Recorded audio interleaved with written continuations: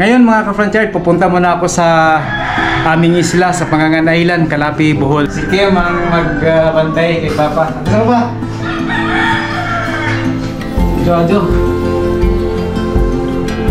Mother, daw si Mother. Si Mother, isa ka.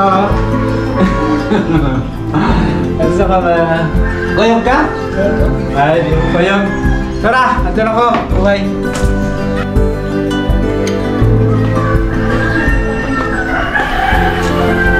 Sama tayo mga ka-Franchard sa pagpunta doon sa aming isla. Mag-travel tayo galing dito sa Tagbilaran pupunta sa aming isla sa Pangangan Island, Calapi, Bohol.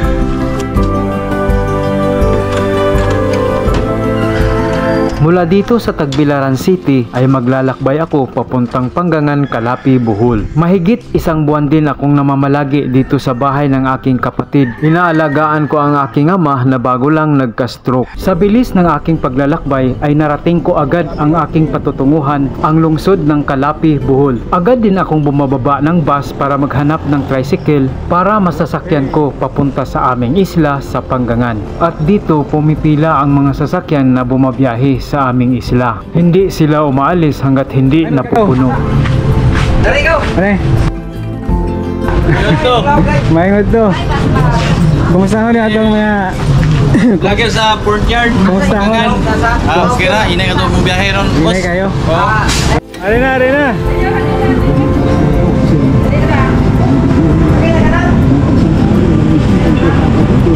Nang mapuno na ang tricycle na aking sinasakyan ay agad ding bumiyahe.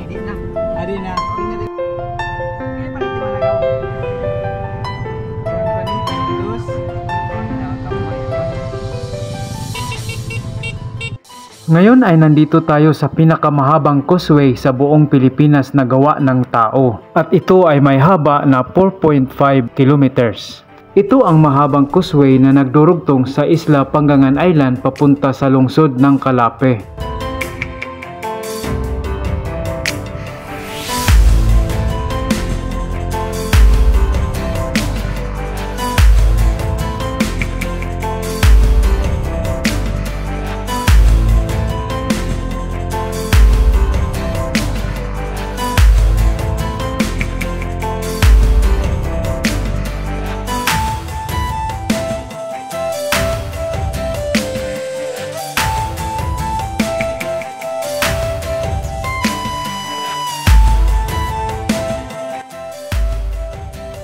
Sa araw na ito ay makulimlim ang kalangitan sa ating paglalakbay. Kulay green na ang mga damuhan na ating madadaanan. Mayroon din tayong fishport na kaharap lang dito sa Kinubkuban Beach. Dito nila nilalagak o dinadaong ang mga na-harvest nilang produktong bangus. Pwede ka rin mamimili ng bangus dito, itaon mo lang na may nagha-harvest.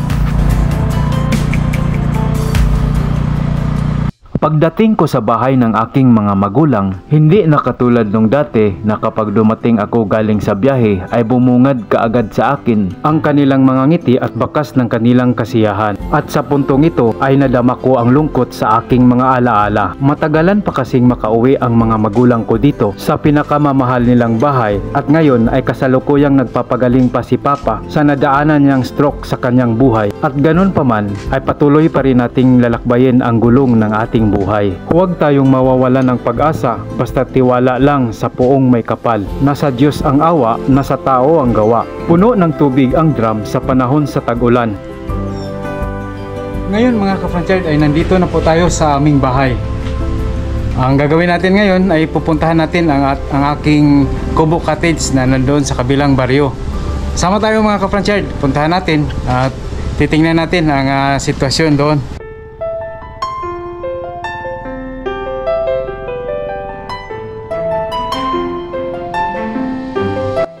Nandito po tayo sa Barangay Kahayag at papunta tayo sa Barangay Look kung saan nandoon ang aking Kubo Cottage na pinaparintahan.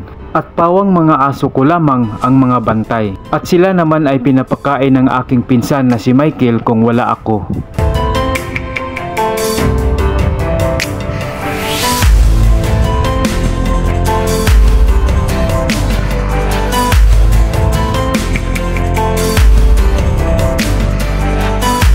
Ngayon ay madadaanan din natin ang nag-iisang RST gasoline station dito sa aming isla.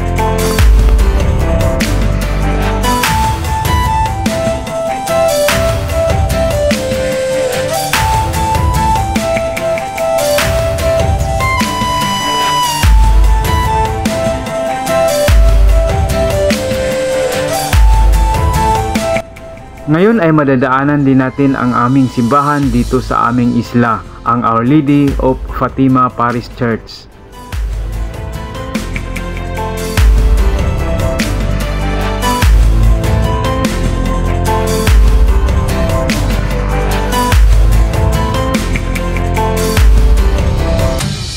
Pagdating ko sa Kubo Cottage ay agad na bumungad sa akin ang mga alaga kong aso. Sila ang nagbabantay sa bahay kapag walang tao dito. Matagal din nila akong hindi nakita kaya dama ko sa aking sarili ang kanilang pagmamahal. At sa tingin ko rin sa kanila ay nagugutom. Gusto nilang abutin ang dala kong pagkain na para sa kanila. Kaya sa puntong ito ay agad ko silang pinapakain. Nagutom sila mga ka-Franchyard, kaya bumili tayo ng pagkain para sa kanila. Ito, ipapakain natin to kasi medyo nagutom. Sa tingin ko sa kanila ay nagutom. Ito, tuga! Tara, dali! Ito po ang pagkain natin. Ay papakain natin ngayon mga ka-Franchyard. Sila ang mga dalawang alaga kong aso, si Fighter at si Tuga. Sa moment,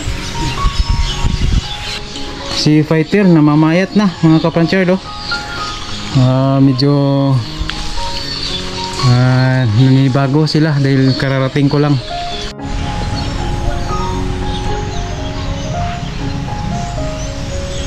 Ito na ngayon mga ka-Franchyard ang Kubo Cottage natin na hindi natin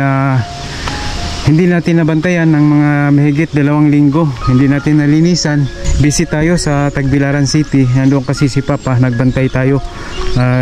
Siya po ay na stroke, kaya hindi tayo nakafocus dito sa ating cottage. Nakikita natin mga ka-Franchyard na yung mga tinanim natin na Carabao grass ay maganda na ang tubo nila, oh. Ito yung mga Carabao grass na tinanim natin dito sa labas, at saka itong mga halaman na tinanim ng ating plantita na si Chap Percy, oh. At sa loob gumaganda na rin yung mga bermuda natin sa loob mga ka-Franchyard, oh. Yan ang ating bermuda ngayon, update, green na. Tapos yung mga halaman natin medyo hindi na maganda, hindi maganda ang halaman natin.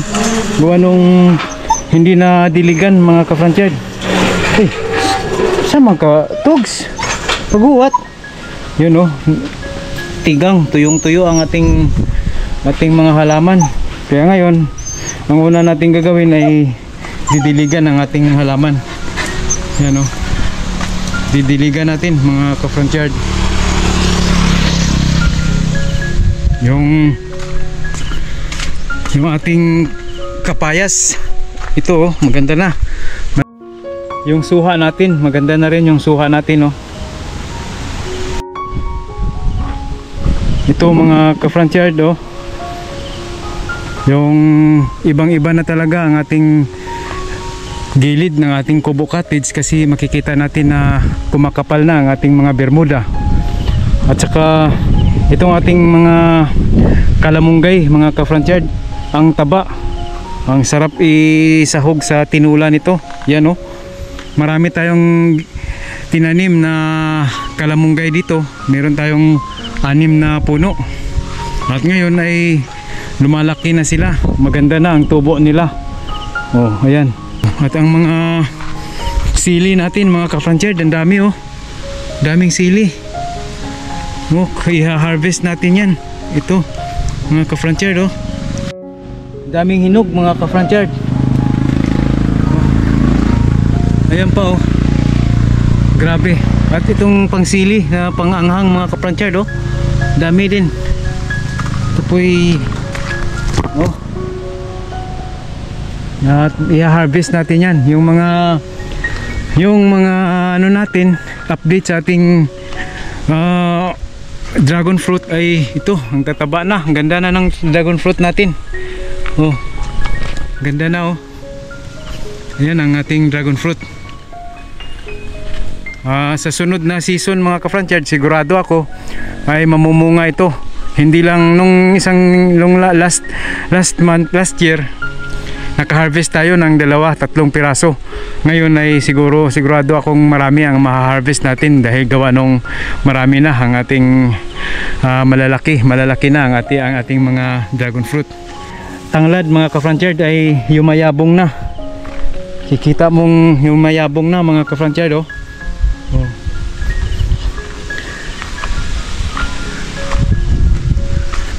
Ayan, ito yung mga halaman natin. Opo, hindi na alagaan. Dito tayo sa likod. At ang ating kalamunggay dito oh. At saka yung mga talong natin mga ka-franchard, daming bunga oh. I-harvest din natin yan at para ulam. Yung sili oh, na sira yung ano niya, puno. Ayan, meron din tayong dragon fruit dito oh. Ayan oh. Okay, ngayon ay magdidilig tayo sa ating halaman mga ka-franchard. Diligan natin dahil tuyong-tuyo na ang kanilang mga lupa.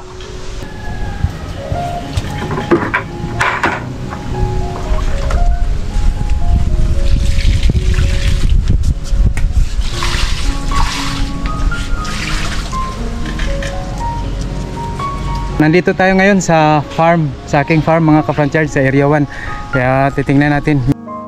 Ngayon ay excited na ako na makita ang update sa aking mga tanim na kamuting kahoy. Ngayon ay madadaanan din natin ang puno ng suha na ngayon ay wala ng bunga. Tapos na ang season ng suha at tayo ay nakapag-harvest na. Ito ang makikita ninyong mga tanim sa loob ng aking farm.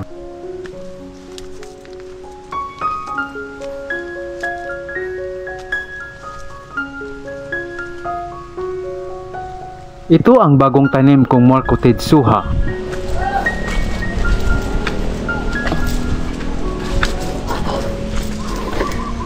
Dito na naman tayo mga ka-franchard sa aking area. Wala nang bunga ang mga suha natin. Ubus na.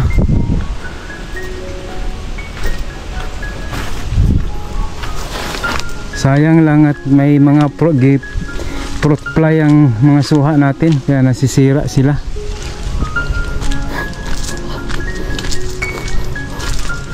Mga papaya oh, pwede nang ma-harvest.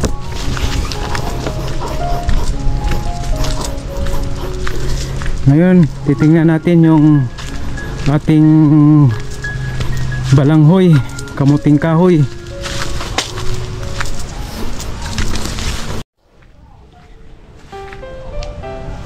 Ito na mga ka-franchard oh. Ito na yung kamuting kahoy natin na kung kailan lang ay nagtatanim tayo. Yan, malapit na, marami na. At saka mataba na, tumataba na sila. Update po ito sa ating mga tanim na kamuting kahoy. Yan oh. Ikutin natin mga ka-franchard. Tingnan natin oh. Ang ganda ng mga kamuting kahoy natin.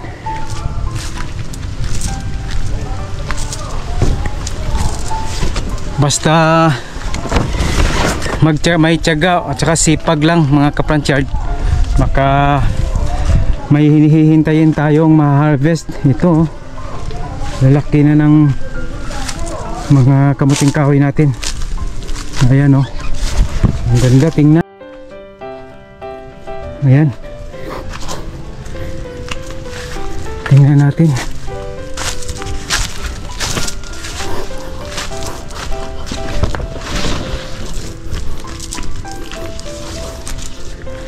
Ayan mga ka-franchard, daming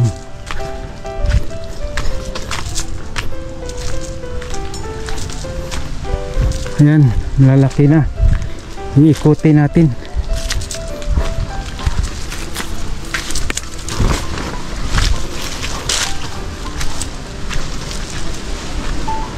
Dito.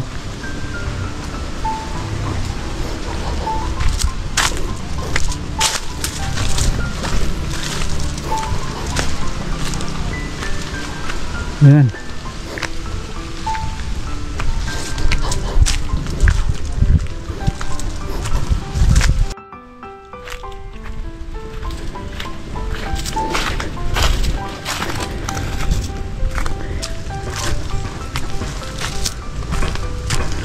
Hihintayin na lang natin ang oras ng pag-harvest nito. Sana maraming maraming laman. Maraming laman ang ating kamuting kahoy para sulit ang pagtanim natin.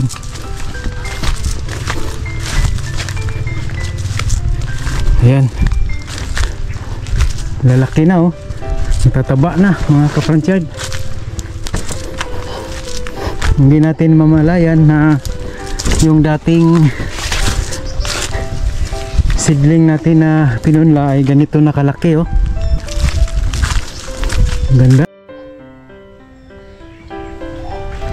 Ganda tingnan mga kapransyad.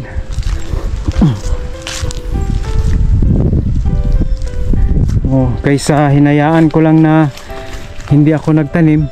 Oh, di wala akong mahihintayin ngayon. Ngayon ay mayroon na tayong itinanim na mga kamuting kahoy, ay mayroon na rin tayong hihintayin na ma-harvest, di ba? Ito wala pa, hindi pa nakuan. Ito yung mga pwede nang ma-harvest kang Michael ito. No?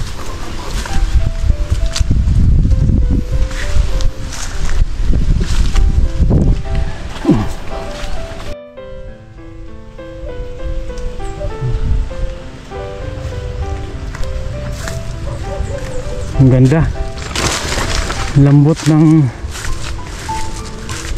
lupa.